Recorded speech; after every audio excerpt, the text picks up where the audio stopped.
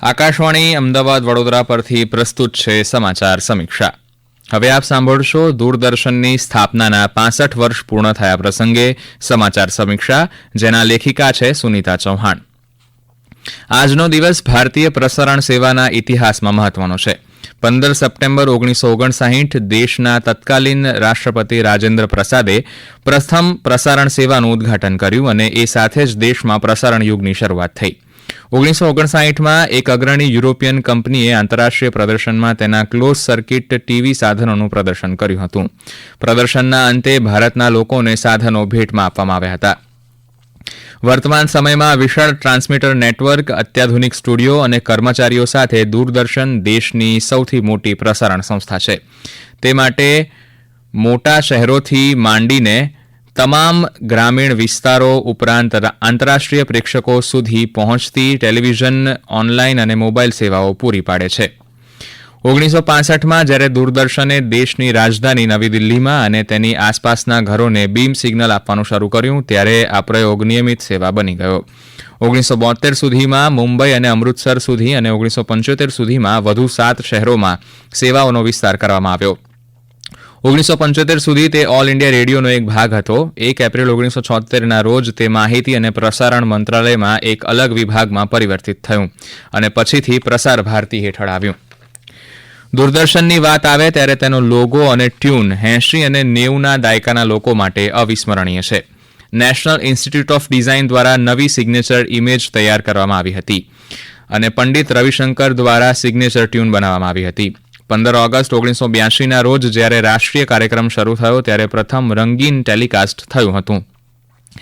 વર્ષોથી દૂરદર્શન 35 સેટેલાઇટ ચેનલોનું સંચાલન કરતા નેટવર્કમાં વિકસ્યું છે, જેમાંથી 6 અખિલ ભારતીય ચેનલો છે અને 22 પ્રાદેશિક ચેનલો છે. ઉપરાંત દૂરદર્શન 6 પ્રાદેશિક તેમજ 1 આંતરરાષ્ટ્રીય ચેનલનું સંચાલન કરે છે. આ માટે કુલ 59 ટ્રાન્સમીટર કાર્યરત છે. આ સ્ટેશનો ઉપરાંત દૂરદર્શન અર્થ સ્ટેશન તોડાપુર દિલ્હીથી ડીડી ડીટીએચ સેવા ડીડી ફ્રી ડીશ ચલાવે છે. 80 અને 90ના દાયકામાં ટાંચા સાધનો અને મર્યાદિત ટેકનોલોજી છતાં રામાયણ, મહાભારત, હમલોગ, બુનિયાદ, માલગુડી ડેઝ અને ઉડાન જેવા ગુણવત્તાયુક્ત કાર્યક્રમો દ્વારા દૂરદર્શને દર્શકોના દિલમાં એક આગવી ઓળખ ઊભી કરી છે. આ ઉપરાંત સુરભી, રંગોલી, ફૌજી અને 90ના દાયકામાં શક્તિમાન જેવી ટીવી શ્રેણીઓએ દર્શકોના હૃદયમાં ખાસ સ્થાન મેળવ્યું. તે ન માત્ર મનોરંજનનું સાધન રહ્યું, પરંતુ સમય સમય પર દેશમાં જાગૃતતા લાવવાનું માધ્યમ પણ બન્યું.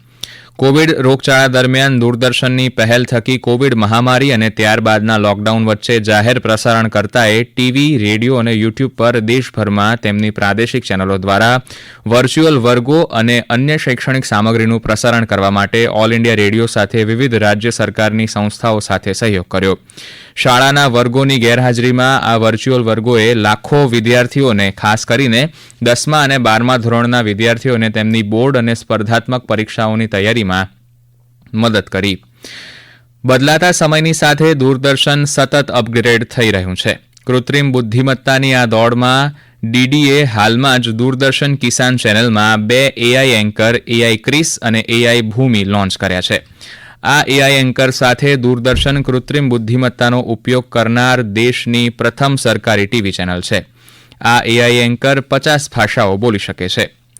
ડીડી ફ્રી ડીશ ડીટીએચ સેવાની માલિકી અને સંચાલન public service broadcaster Prasar Bharati દ્વારા કરવામાં આવે છે. ડીડી ફ્રી ડીશ એ એકમાત્ર free two air direct to home સેવા છે, જ્યાં દર્શકો પાસેથી કોઈ માસિક સબસ્ક્રિપ્શન ફી નથી લેવાતી. બદલાતા સમયની સાથે દૂરદર્શનના નવા લોગો અને રૂપરંગને લઈને સવાલ ઉઠતા રહ્યા છે. આમ છતાં દેશની રાષ્ટ્રીય પ્રસારણ સેવા તરીકે તેની શાખ દિન પ્રતિદિન દેશ અને દુનિયાભરમાં મજબૂત બની રહી છે. 66મા વર્ષમાં પ્રવેશ કરી રહેલું દૂરદર્શન તેની નવીનતા અને સેવાનો વારસો આગળ ધપાવવા માટે પ્રતિબદ્ધ છે.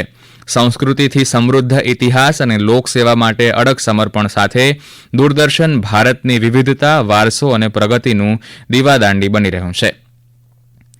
આપ સાંભળી રહ્યા હતા દૂરદર્શનના 65 વર્ષ પૂર્ણ થવા પ્રસંગેની સમાચાર સમીક્ષા, જેના લેખિકા હતા સુનીતા ચૌહાણ. રજૂઆત કરતા હર્ષ લીગવા. નમસ્કાર.